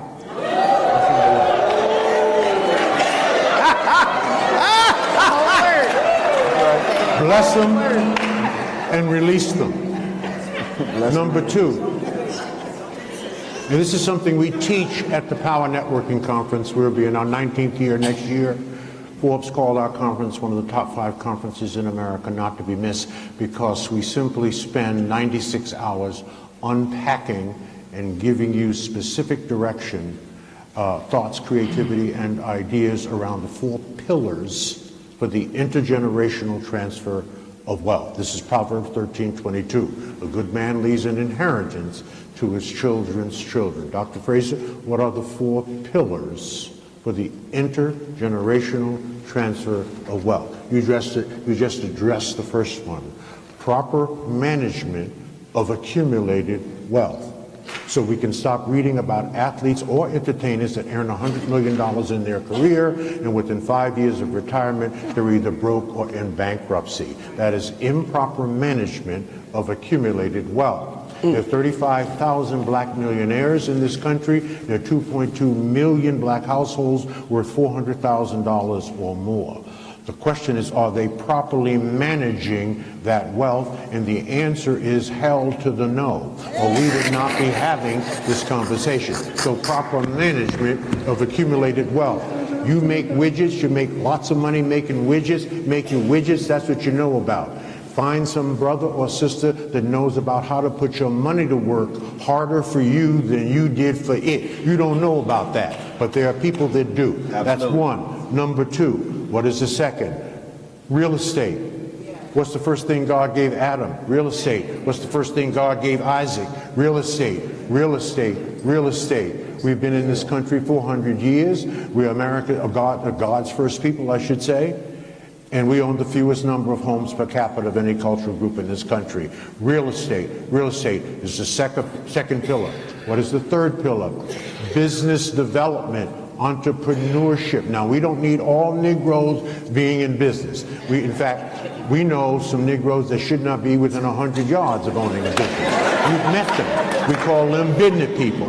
And we're trying to put the business people out of business, okay? Because they're messing it up for those of us that are trying to do business. Now, there are about 3,000 new businesses started every single day in this country. 89% of those businesses are started by black women. Black women. Read the new census report. 89% of new businesses are started by black women. Our black women are now outperforming our men. We have more black women in the high professional arts and law school, medical school, dental school, accountancy. So black men have to man up. One of the things we need to do is to think more entrepreneurially, to create working jobs for our people, because ultimately, by the end of the century, we must be the #1 employer of our own people. And the final one is proper insurance. New York Times came out with an article about 6 months ago on black people and their cell phones. And here's what it said. It said that more black people have insurance on their cell phones than on their lives or the lives of their children by a factor of 10. So we value our cell phones more than we value our lives. 60% of all wealth is transferred through tactical and strategic placement of proper insurance. Those are the 4 pillars for the intergenerational transfer of wealth. And when we talk about those businesses, when you talk about those black businesses, and yes, people clap when you talk about black women starting a business at a faster rate than anybody else. But here's the problem. There are 2.6 million black-owned businesses in America. 2.5 million have 1 employee. Two, those of the 2.6 million black-owned businesses, they do an average revenue of $54,000. 7 years ago, when we had 1.9 million black-owned businesses, 1.8 million had 1 employee. When we had 1.9 million black-owned businesses, they were doing an average revenue of $110,000. That's right. So we've added 700,000 new black-owned businesses, but they're doing half of the revenue. So what I tell people is, I don't want more black-owned businesses. I want more black-owned businesses with capacity. I want us to have more black-owned businesses that have more than 1 employee. And again, to the point I was making earlier, where people don't understand how you change it. Roland Martin Unfiltered has only been in operation for 13 months. Last year, we did $700,000 in revenue. I'm in the category of the 100,000. I have 14 employees. And so when people say, oh, my goodness, why did you do this? Because why do I have to work for them or them when I can actually work for myself and have freedom and flexibility? And so, again, it's getting us to understand to build capacity, which leads me into this next one. It's hard for us to deal with, and that is, we got to stop hating ourselves, Adrian. I have spoken at more than 20 or so black chambers of commerce, and mergers and acquisitions has never been on the agenda. I said, guys, we're not going to be like John H. Johnson, own a business for 65 years and become leading in the sector. No, you must merge and acquire. But we have black folks who would in Dallas, Texas, when I ran the Dallas Weekly, there were 7 black newspapers. There were not enough black people. There was only 7 black for 7 black newspapers. Hilarious. There were 2 newspapers, Dallas Times Herald Morning News. Dallas Times Herald went out of business. Why am I saying that? Because black folks have got to merge to grow bigger. Rupert Murdoch sold his entertainment assets to Disney for $70 billion. I can tell you personally, in launching my show, I have gone to every black media company to talk about collaborating, and not a single one of them has said yes. Wow. And I am doing something none of them are doing. Now that's fine, y'all want to collaborate, that's cool with me, but the fact that with my profile, what I've created, black media companies don't see the value to collaborating, that to me is also a failure of us when it comes to building economic power. Yeah, so we as a community have to get out of our own way. And I think that wholeheartedly, we've done a really good job at getting in our way, taking up our spaces and refusing to let other people in. And the only way that we get out of our own way is we start to build trust with one another, that it's okay for us to collaborate, it's okay for us to work together. And we can remove ego and pride of ownership so that our entire community can move forward. Lauren. I, specifically to Gen Zers or even the young kids that are coming up K through 12, giving them the exposure. They just don't know. What you don't know, if you think the only thing you want to achieve is being famous, what is famous? Do you want to go into entertainment? Is that what you're saying?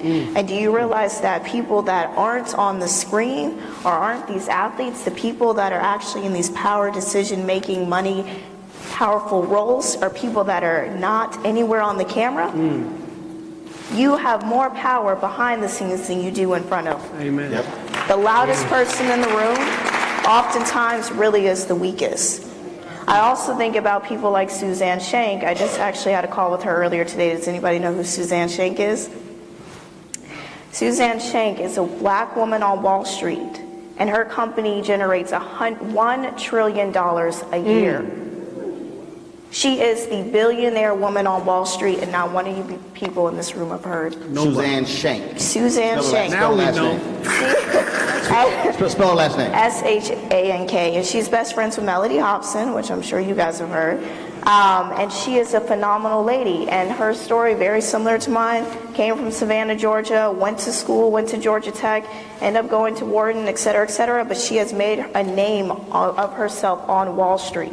And she is looking to hire minorities, and not just because you're a minority, but because she feels it's a social responsibility to give back to the community, empower and uplift. But the biggest problem she has, people aren't applying for her company. She can't do all the work on her own. Right.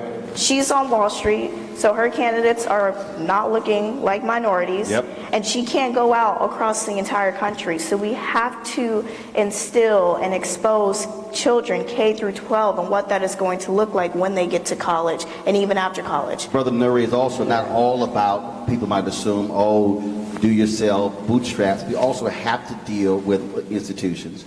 If you actually asked where is the greatest collection of black wealth, it actually exists among black public workers in terms of pension funds. Wow. Of the $1 trillion federal pension fund program, black folks only manage 100 million of that. Wow. BlackRock wrote the rules to benefit themselves. They control about 60% of that $1 trillion. Wow. When I went to the Treasury Department in 2010 under Obama, I sat in a meeting in one of the lunchrooms and two brothers, and they said that minority firms outperformed white firms on the management of TARP funds. First thing I said was, does that mean minority folks get more money to manage? They went quiet. We, and this is, if you are a public worker, stand up. Okay, public worker meant you work for the city, the county, the state, the federal government. If you're a public worker, stand up. If you are a retired public worker, or current public worker, or former public worker, teacher, firefighter, y'all just figured out y'all public. Okay, you have worked for a government. No, stay standing. I'm trying to show you something. Okay, last one. If you've worked for a teacher, firefighter, for the city, the county, whatever, stand up. Now look around this room. You've just proven what I said. There are more people who work in the public sector than the folks sitting down. Every single one of you in the public who work in the public sector, you have a pension fund. You should be asking your pension manager, how many black law firms are you using? How many black accounting firms are you using? How many black money managers are you using? You must be putting pressure on the state pension funds, because the state pension funds, Lauren will tell you, are the biggest investors on Wall Street. The same in federal. So black people we're sitting on wealth and not demanding black reciprocity in the management of your pension money.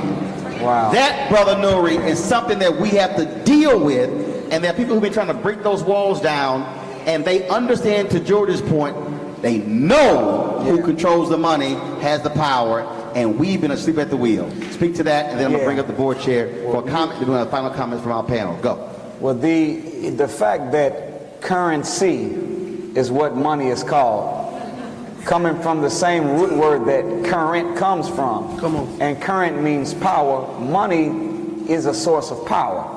So anytime that we get involved in economics that connect to an institution, we're trying to ask them to give us some power. And we'll find that you can go to the bank that you bank with, they'll give you an $80,000 loan for Escalade, a $250,000 loan for a plastic house, a $150,000 loan for education that won't work, but you go ask that same bank for a $10,000 small business loan and see what they tell you. Wow. Why won't they give you $10,000 for a small business loan when they'll give you $250,000 for a house that ain't worth nothing, a car that's going to be worth nothing after you drive it off the lot, and an education that hasn't proven to work? It's because they know that that business is warfare, and whenever you get involved in the collection of currency, you actually have power. So I agree with you. Those that have your funds or funds or pension funds with them, make them. A. Philip Randolph said he met with Franklin Delano Roosevelt, and after he stated the black plight and all that was there, look what Franklin Delano Roosevelt said to him as the president. He said, yeah, I agree with everything that you all have presented before me. And then he backed up and said, now make me do it. I'm telling you this, they're not going to do nothing for us unless we force them to do something for us. And the threat of a march in Washington in the 30s caused FDR to sign that executive order because he did not want 200,000 black folks coming to D.C. The threat of it made it sign. So our unity is more powerful than a nuclear bomb. If we come together and demand, and listen to this, not only don't come together to demand that the Vietnamese treat us right in the nail shop and that the Koreans treat us right at the beauty supply. Now come together and open up a black-owned nail shop right next to their behind, and open up LaQuisha's beauty supply right next to them, and let's shop with our sister and brother before we shop with another. We spend too much time trying to rebuild and repair this broken system, and not enough energy working together to replace it with something that we can call our own. I got a statement right here before I go to the final statements from each panelist. Go right ahead. So first of all, Mike's not on. Is it on now? Bro. You got it? Girl, we ain't waiting. Give me my microphone. So first of all, thank you guys so much. I want to make sure that we do a couple of housekeeping things. One, we've got book signings.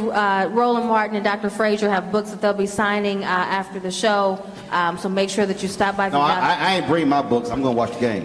Go ahead. I'm sorry. If y'all want my book, you can go to RolandSMartin.com. I'll sign them. But I got to watch the Astros. They up 2-1. They sent some books. Oh, they sent some books?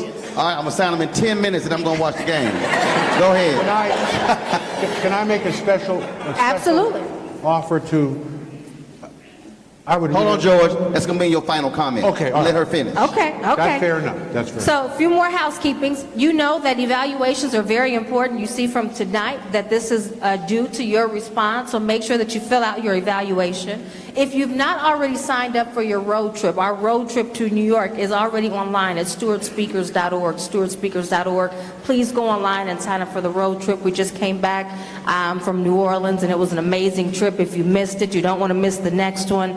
Also, if you have students that would be interested, sponsor a student. We're just talking about how we make sure K through 12 that the students have opportunities to see. Sometimes you don't know. If you don't see it, you can't believe it.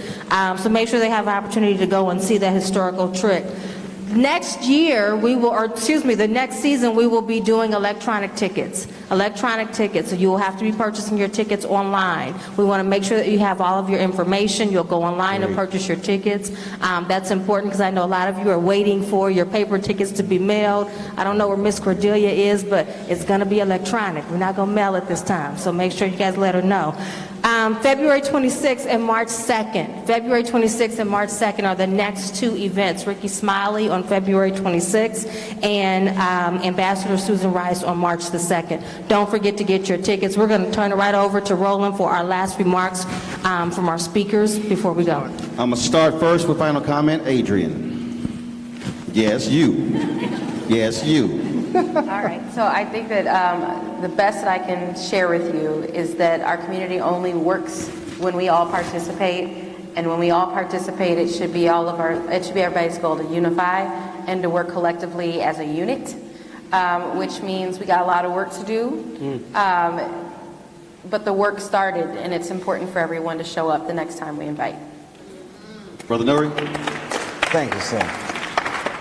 I would say this, that one of the things that we need to do in our community is change our language as when we address one another.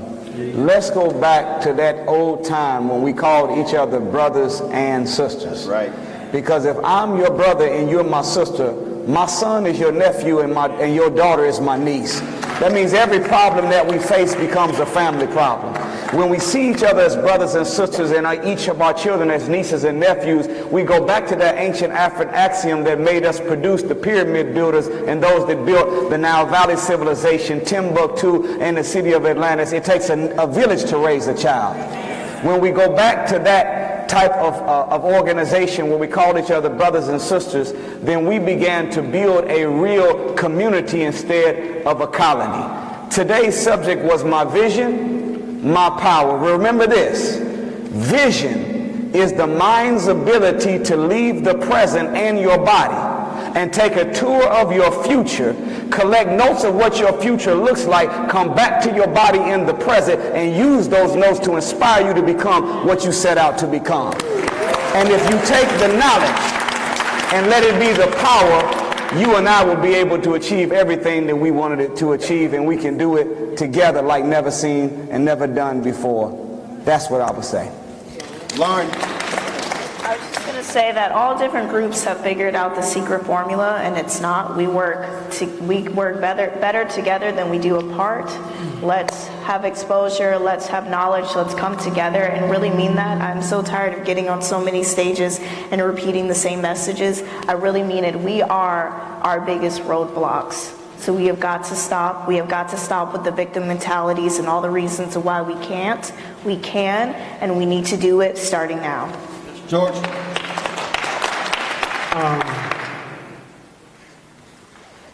To my sisters, I just want to say to you from my heart and very simply,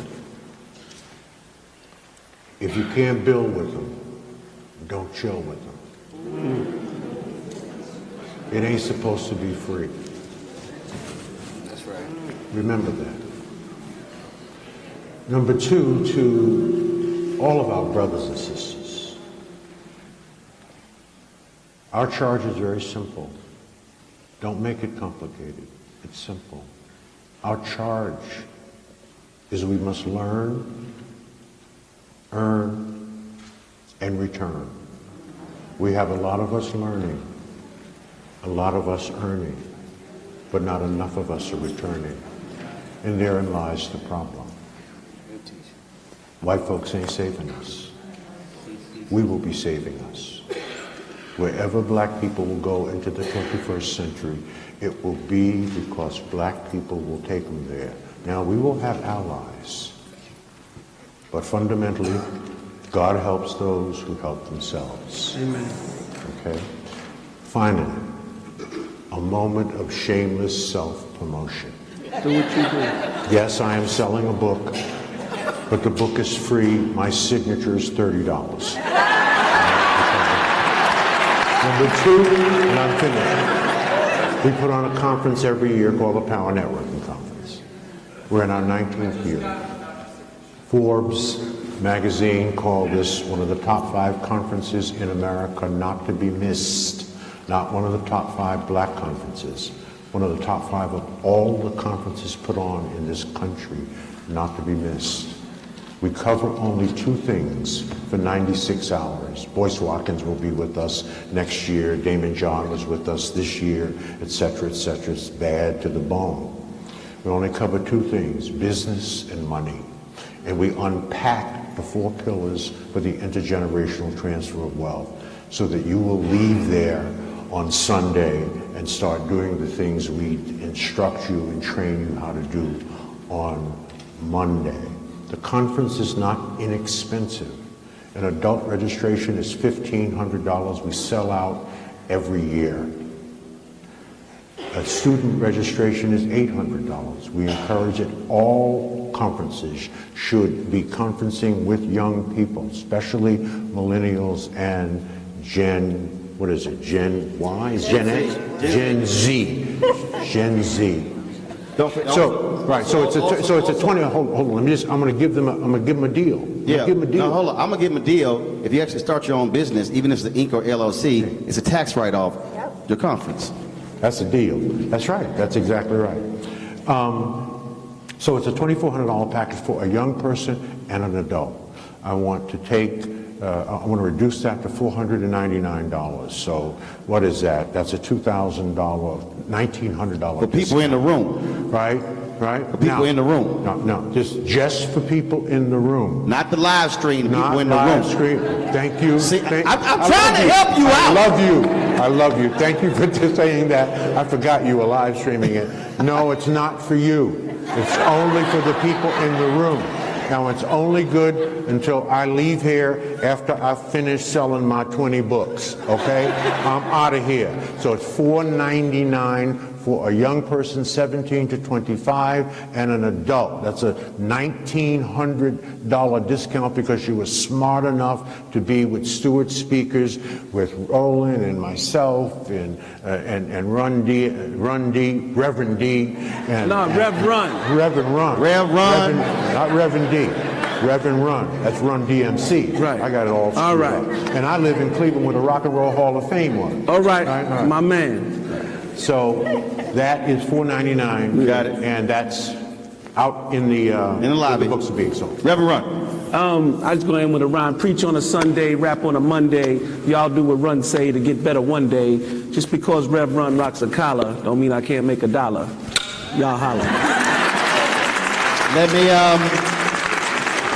Let me first say this before I give my closing argument.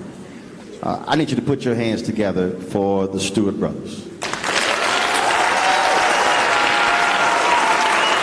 As well as their staff, their board, the leadership, because there are a lot of people who will say, man, that's just a bunch of talk. But the reality is, without information, and you hear the phrase, information is power, without the information, you have no place to start. And so these forums are critically important.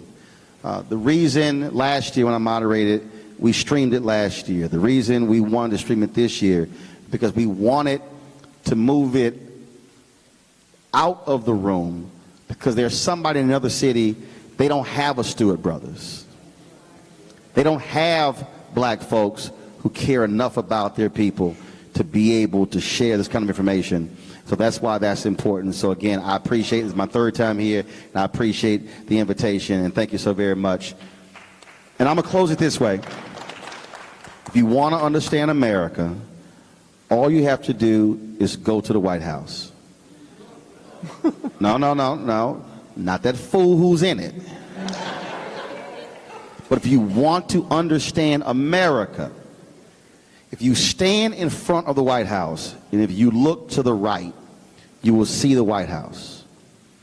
But you need to look to the left, and there's only one federal agency that shares a lawn with the White House.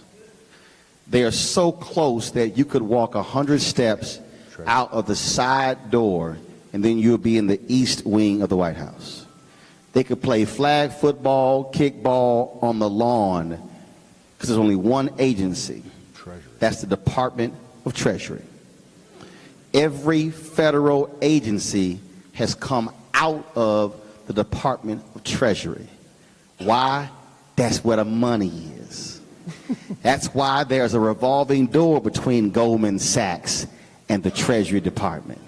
That's why BlackRock, all of those folks who are on Wall Street, they go there. In fact, the Treasury Department, from a visual standpoint, to be perfectly honest, is more ornate and looks even more grand than the White House. Right. Because the money folk made sure their building looked good. Why am I saying that? Because I started this conversation off with, if we are going to achieve freedom, black folks, we cannot start every conversation with social justice.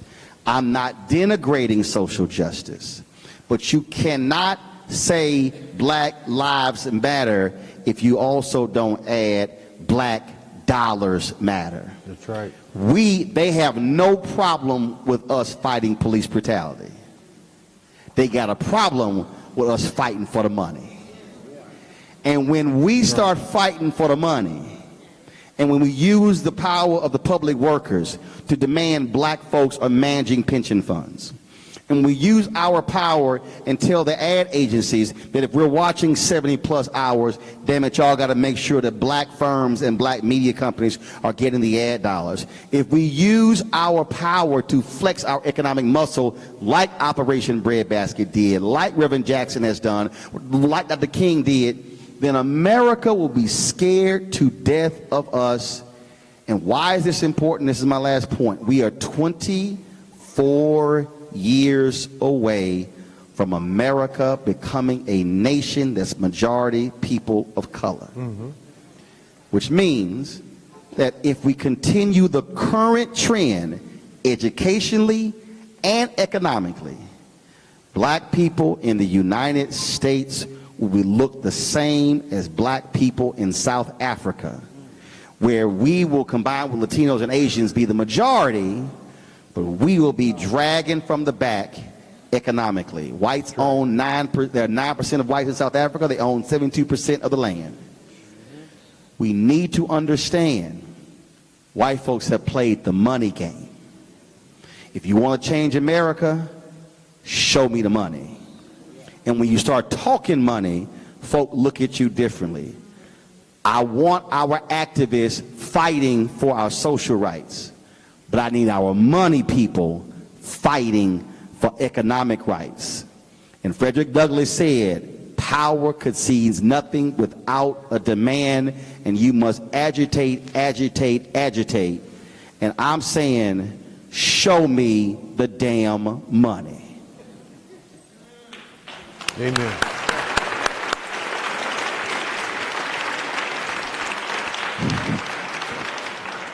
Roland, can we?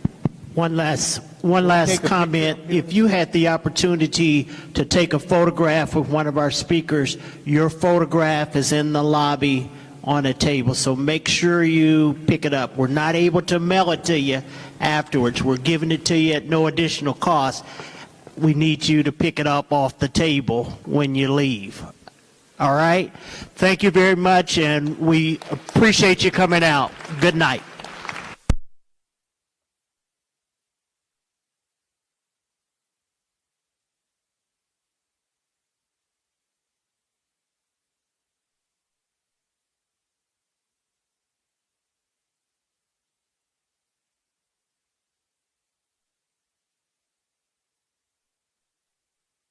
You want to check out Roland Martin Unfiltered? youtube.com/Roland S. Martin. And subscribe to our YouTube channel. There's only one daily digital show out here that keeps it black and keep it real. It's Roland Martin Unfiltered. See that name right there? Roland Martin Unfiltered. Like, share, and subscribe to our YouTube channel. That's youtube.com/Roland S. Martin. And don't forget to turn on your notifications so when we go live, you'll know it. You want to support Roland Martin Unfiltered? Be sure to join our Bring the Funk fan club. Every dollar that you give to us supports our daily digital show. There's only one daily digital show out here that keeps it black and keep it real. It's Roland Martin Unfiltered. Support the Roland Martin Unfiltered daily digital show by going to RolandMartinUnfiltered.com. Our goal is to get 20,000 of our fans contributing $50 each for the whole year. You can make this possible. RolandMartinUnfiltered.com. Hey everybody, this is Sherry Shepherd. You're watching Roland Martin Unfiltered, and while he's doing Unfiltered, I'm practicing the wobble. Yes, I am. Because Roland Martin's the one, he will do it backwards, he will do it on the side. He messes everybody up when he gets into the wobble, because he doesn't know how to do it, so he does it backwards. And it messes me up every single time. So I'm working on it. I got it. You got Roland Martin. Hi, my name is LaToya Luckett, and you're watching Roland Martin Unfiltered. What's going on, everybody? It's your boy Mac Wiles, and you are watching Roland Martin Unfiltered. What's up, y'all? It's Ryan Destiny, and you're watching Roland Martin Unfiltered. What up, Lana Weld, and you are watching Roland Martin Unfiltered.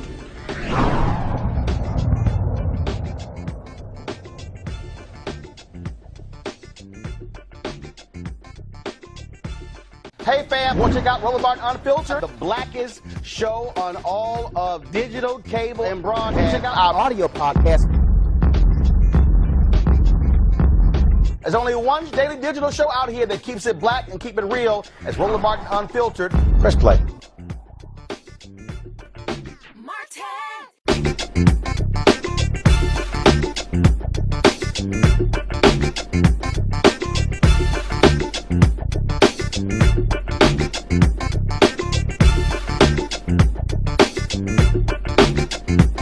You want to support Roland Martin Unfiltered? Be sure to join our Bring the Funk fan club. Every dollar that you give to us supports our daily digital show. There's only one daily digital show out here that keeps it black and keep it real. It's Roland Martin Unfiltered. Support the Roland Martin Unfiltered daily digital show by going to RolandMartinUnfiltered.com. Our goal is to get 20,000 of our fans contributing $50 each for the whole year. You can make this possible. RolandMartinUnfiltered.com.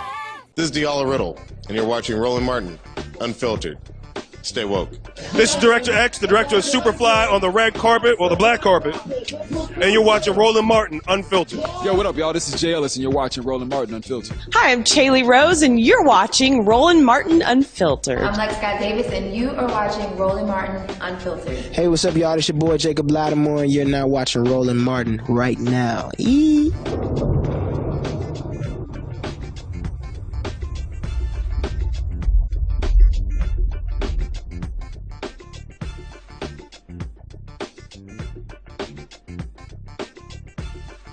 You want to check out Roland Martin Unfiltered? youtube.com/Roland S. Martin. And subscribe to our YouTube channel. There's only one daily digital show out here that keeps it black and keep it real. It's Roland Martin Unfiltered. See that name right there? Roland Martin Unfiltered. Like, share, and subscribe to our YouTube channel. That's youtube.com/Roland S. Martin. And don't forget to turn on your notifications so when we go live, you'll know it. Hey fam, want to check out Roland Martin Unfiltered? The blackest show on all of digital, cable, and broadcast. Check out our audio podcast. There's only one daily digital show out here that keeps it black and keep it real. It's Roland Martin Unfiltered. Press play.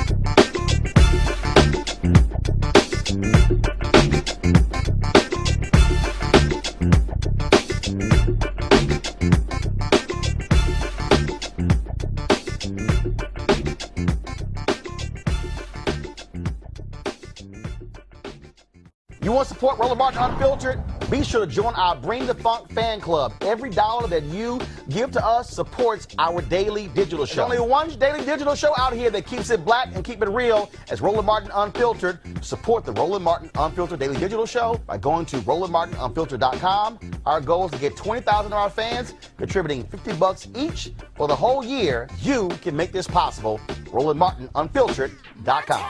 This is Diala Riddle, and you're watching Roland Martin Unfiltered. Stay woke. This is Director X, the director of Superfly on the red carpet, or the black carpet, and you're watching Roland Martin Unfiltered. Yo, what up, y'all? This is Jay Ellis, and you're watching Roland Martin Unfiltered. Hi, I'm Chaley Rose, and you're watching Roland Martin Unfiltered. I'm Lex Scott Davis, and you are watching Roland Martin Unfiltered. Hey, what's up, y'all? It's your boy Jacob Lattimore, and you're now watching Roland Martin right now.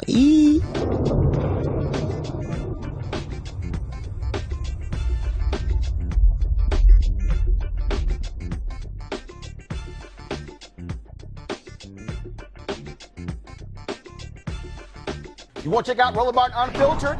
YouTube.com/Roland S. Martin. And subscribe to our YouTube channel. There's only one daily digital show out here that keeps it black and keep it real. It's Roland Martin Unfiltered. See that name right there? Roland Martin Unfiltered. Like, share, and subscribe to our YouTube channel. That's YouTube.com/Roland S. Martin. And don't forget to turn on your notifications so when we go live, you'll know it.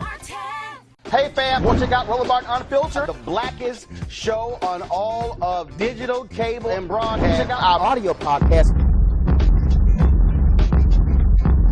There's only one daily digital show out here that keeps it black and keep it real. It's Roland Martin Unfiltered. Press play.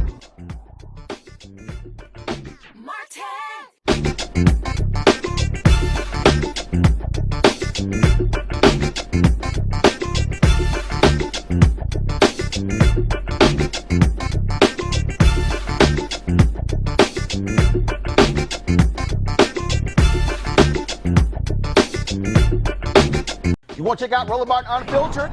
YouTube.com/Roland S. Martin. And subscribe to our YouTube channel. There's only one daily digital show out here that keeps it black and keep it real. It's Roland Martin Unfiltered. See that name right there?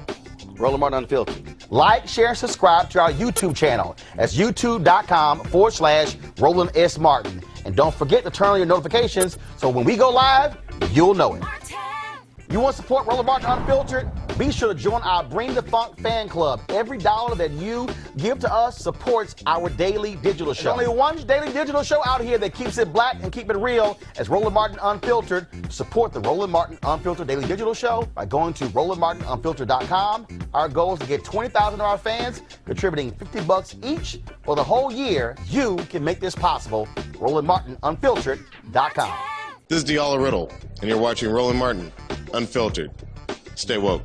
This is Director X, the director of Superfly on the red carpet, or the black carpet, and you're watching Roland Martin Unfiltered. Yo, what up, y'all? This is Jay Ellis, and you're watching Roland Martin Unfiltered. Hi, I'm Chaley Rose, and you're watching Roland Martin Unfiltered. I'm Lex Scott Davis, and you are watching Roland Martin Unfiltered. Hey, what's up, y'all? It's your boy Jacob Lattimore, and you're now watching Roland Martin right now.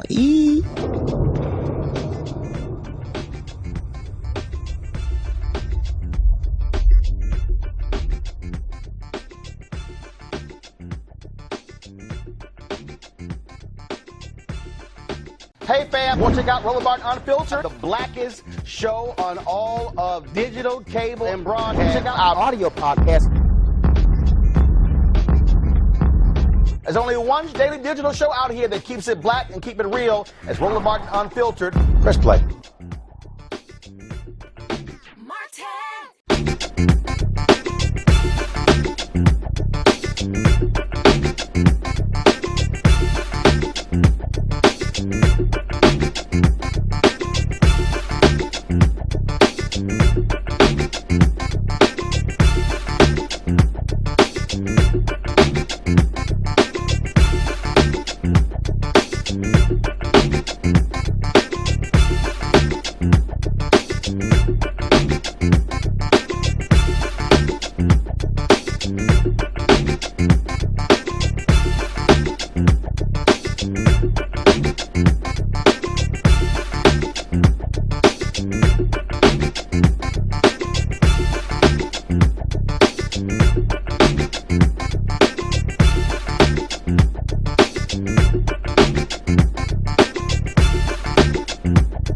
Unfiltered.